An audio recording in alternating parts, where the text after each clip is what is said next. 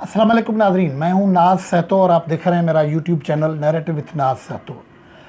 नाजरीन, NA 249 पे जो इंतखाबात हुए थे उनके नताइज को रिकाउंट करने की दरख्वास्त दी थी मुस्लिम लीग नवाज़ ने, और वो 6 मई को रिकाउंट हो रहे हैं। मतलब जो जुमेरात का दिन है वो रिकाउंट हो रहे हैं, और जो वास्तेदार उम्मीदवार हैं उन सबको कहा गया है कि सुबह को पहुंच जाएं RO ऑफिस में, वहाँ रिकाउंट होगा। जो उसमें फ़रीक हैं, वैसे तो काफ़ी फ़रीक हैं, लेकिन 6 इम्पॉर्टेंट फ़रीक थे। उनमें से मुस्लिम लीग नून और पाकिस्तान पीपल्स पार्टी के बीच में जो मुकाबला हुआ है वो 600 वोट के फ़र्क पे हुआ है, इसलिए उन्होंने रिकाउंट की दरख्वास्त दी। वैसे कोने पे बड़े मज़े से आराम से सारा ये मज़ा ले रहे हैं, तमाशा देख रहे हैं PTI वाले लोग कि क्या होता है। PTI ने स्ट्रेटजिकली इस मामले में रिकाउंट पे कुछ नहीं बोला है। जो रिज़ल्ट होगा तो उनकी स्ट्रेटजी ये है कि अगर ज़रूरत पड़ी तो वो आगे एक दरख्वास्त उन्होंने पहले ही फाइल की हुई है, वो आगे जाके उसको इंसिस्ट कर सकते हैं, परस्यू कर सकते हैं कि रिकाउंट नहीं रीपोल होना चाहिए। चलो, ये तो स्ट्रेटजी का मामला हो गया, लेकिन लग ऐसे रहा है कि ये जो दोबारा गिनती है NA 249 की, वो कहीं पॉलिटिकल फोर्सेस के लिए उल्टी गिनती साबित न हो जाए, और वो भले बज़ाहिर मुकाबले में पीपल्स पार्टी और मुस्लिम लीग नून नज़र आए, लेकिन ये कहीं PTI के लिए उल्टी गिनती साबित न हो जाए, क्योंकि ये जो प्रेसिडेंट बन रहा है उसके क्या असरात होंगे, इस पे आज गुफ्तगू करेंगे हम। लेकिन गुफ्तगू को आगे बढ़ाएं तो उससे पहले अगर आपने मेरा YouTube चैनल सब्सक्राइब नहीं किया है तो उसको सब्सक्राइब कर लें, वीलॉग देखें, आपको पसंद आते हैं तो लाइक करें, कमेंट करें, शेयर करें। तो 249 का जो इलेक्शन है वो अभी तक पाकिस्तान के नेशनल सीन को ऐसे ही जकड़े हुआ है जैसे डस्का का इलेक्शन जकड़ा हुआ था। पीपल्स पार्टी इस वो किस्में जीती हुई है, लेकिन इलेक्शन कमीशनर ने जो रिकाउंट का फैसला दिया हुआ है वो मुस्लिम लीग नून के हक़ में है, तो वो उस पर ज़्यादा रिएक्शन नहीं दे रहे हैं। सईद गनी ने जो बुध के रोज़ भी प्रेस कॉन्फ्रेंस की कराची में, उन्होंने कहा कि अगर शफाफ तरीके से रिकाउंट हो जाता है तो हम किसी फोरम पे भी इस रिकाउंट को चैलेंज नहीं करेंगे। हमें एहसास है कि वोट का मार्जिन कम है, इसमें मामलात होते हैं। ये मतलब एक मामला दिया हुआ है।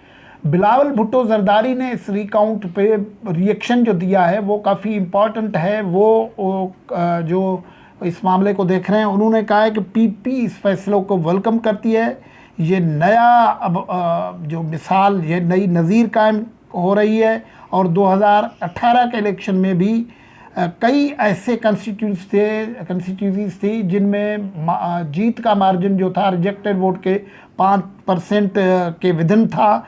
तो अगर एक मरतबा, बिलावल भुट्टो ने ये बात कह दी है, एक मरतबा इलेक्शन कमीशन ये प्रेसिडेंट कायम कर दे, ये कल का फैसला जो 6 मई को फैसला होना ये हो जाए, तो फिर हम देखेंगे कि क्या हम ECP में जाएं रिकाउंट करने के लिए उन सारी सीटों पे जो 2018 में केस हुए हैं। तो ये एक, जैसे मैंने एक पहले विलाग में कहा है कि एक पंडोरा बॉक्स भी खुल रहा है।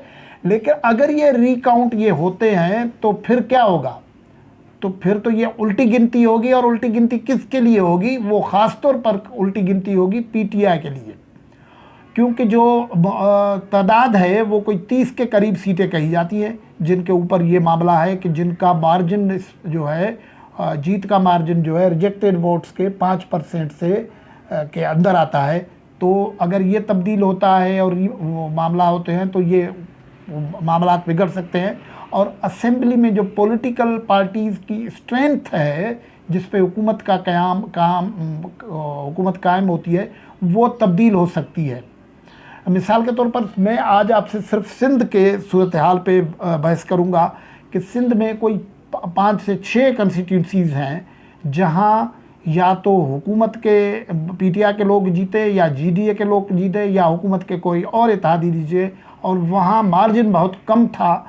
उनका भी वो जो कहते हैं ना कि ये रिकाउंट हो सकता है, जो पीपल्स पार्टी ने ये फैसला किया है कि ये प्रेसिडेंट कायम हो जाए NA 249 वाला, तो फिर हम उसको करेंगे। हाँ, एक मामला इसमें है कि जो लॉ ऑफ लिमिटेशन है वो लगेगा कि कितने अरसे तक जो बज़ाहिर ये कहा जाता है कि जो हमें कानूनी माहिरीन बता रहे हैं कि 3 साल अगर गुजर जाए तो उसके बाद रिकाउंट का मामला नहीं हो सकता, उसके और लवाजमात भी उसके साथ है।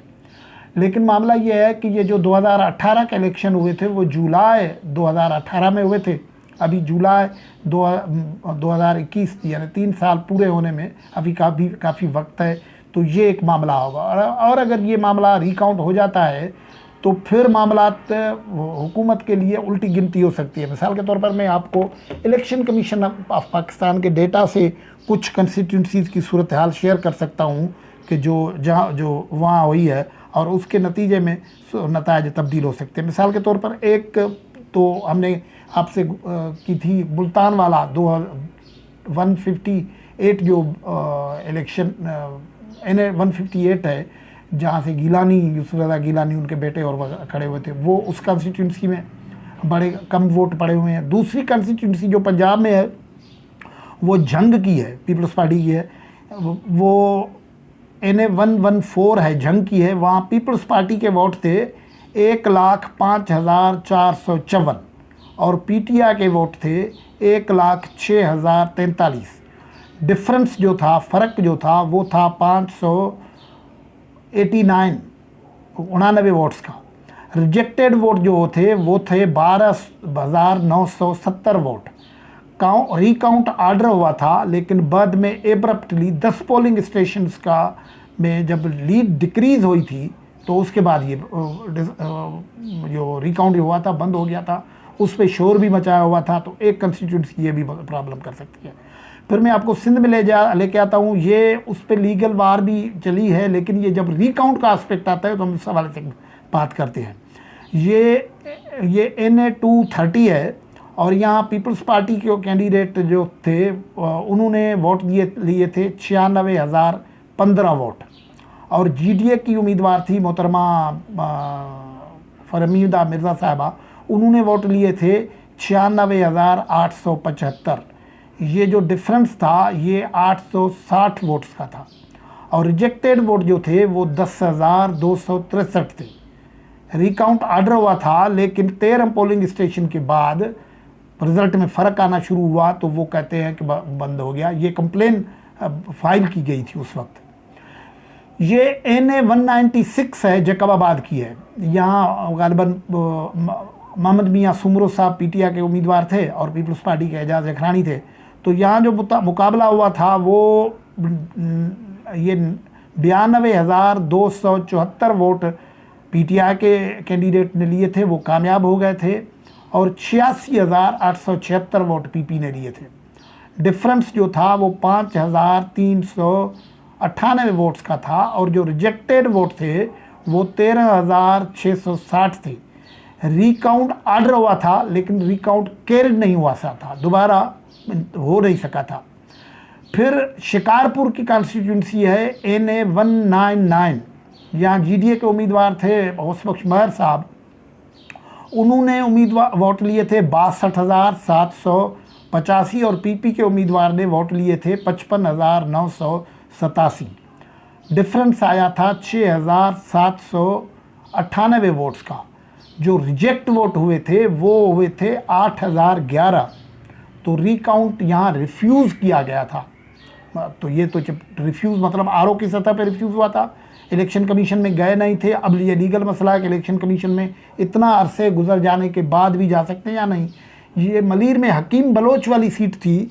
हकीम बलोच ने उस वक्त 33,299 वोट लिए थे, 89 वोट लिए थे। ये PTI के उम्मीदवार ने लिए थे 33,299 वोट्स लिए थे, यानी PTI के उम्मीदवार कामयाब हुए थे। पीपल्स पार्टी के उम्मीदवार ने 31,907 वोट लिए थे, 1,382 वोट्स का फ़र्क था। लेकिन रिजेक्ट जो हुए थे वोट वो हुए थे 2,184। रिकाउंट यहाँ रिफ्यूज़ हुआ था। तो ये जो सूरत हाल है, अगर ये इस किस्म की सूरत हाल होती है और रिकाउंट में कोई मामला इधर उधर हो सकता है, तो फिर ये, क्योंकि बहुत सी जगहों पे मार्जिन जो आया था वो PTI के लोग जो हुकूमत बनी थी वो कम वोट से आए थे। ये 30 वोट्स हैं। KPK में भी कुछ सीटें हैं, पंजाब में हैं 16 के करीब, पंजाब में सीटें हैं 4-15-5 सिंध में है, बाकी 5-5 7-7 सीटें केपी के और दूसरी जगहों पे है। तो इनका मार्जिन बहुत कम था। ये अगर मार्जिन कम हो जाता है तो फिर ये होगा कि अगर ये बदल जाते हैं तो फिर पार्टियों की स्ट्रेंथ, जो पार्लियामेंट में पॉलिटिकल पार्टीज़ की स्ट्रेंथ है, वो तब्दील हो जाएगी। और वो तब्दील हो जाएगी तो फिर ये हुकूमत का जो अक्सरियत वाला मामला है वो भी तब्दील हो सकता है। ये लाजमी नहीं है कि रिकाउंट में फलां जीत जाएगा, लेकिन ये एक पॉलिटिकल आस्पेक्ट है जो हम आपसे शेयर कर रहे हैं। ये लाजमी नहीं है कि उसके नतीजे में सब कुछ ऐसा हो कि पीटीआई के लोग ही हार जाएं। मतलब ये पंजाब में उसमें गालिबन फ़ायदा अगर रिकाउंट में हो सकता है तो कोई मुस्लिम लीग को हो सकता है, सिंध में हो सकता है तो पीपल्स पार्टी को हो सकता है, केपी में शायद दूसरे लोगों को हो, इंडिपेंडेंट जेयूआई के लोग थे वहाँ थे, दो एएनपी वगैरह थी वो थे, बलूचिस्तान में बहुत सारे लोग थे उनको हो सकता है। लेकिन ये मामला जो है इतना गड़बड़ वाला हो गया है कि अगर रिकाउंट का प्रेसिडेंट कल ये जो 6 मई को हो रहा है 249 का ये होगा, तो पीपल्स पार्टी ने तो फार्मली ये अनाउंस किया हुआ है कि अगर शफाफ रिकाउंट हो गया तो हम चैलेंज नहीं करेंगे किसी फोरम में। और बिलावल भुट्टो ने कहा हुआ है कि हम ये प्रेसिडेंट सेट होने दें, उसके बाद पार्टी देखेगी कि क्या जिन सीटों पे रिकाउंट नहीं हुआ था और मार्जिन 5% से कम है तो क्या उनको दोबारा रिकाउंट करवाने का प्रोसेस भी शुरू किया जाए। और इस तरीके से ये एक इम्कान बन जाता है कि हुकूमत के लिए मुश्किलात पैदा हो। आज की गुफ्तगू में यहाँ से इजाज़त, अल्लाह हाफ़िज़।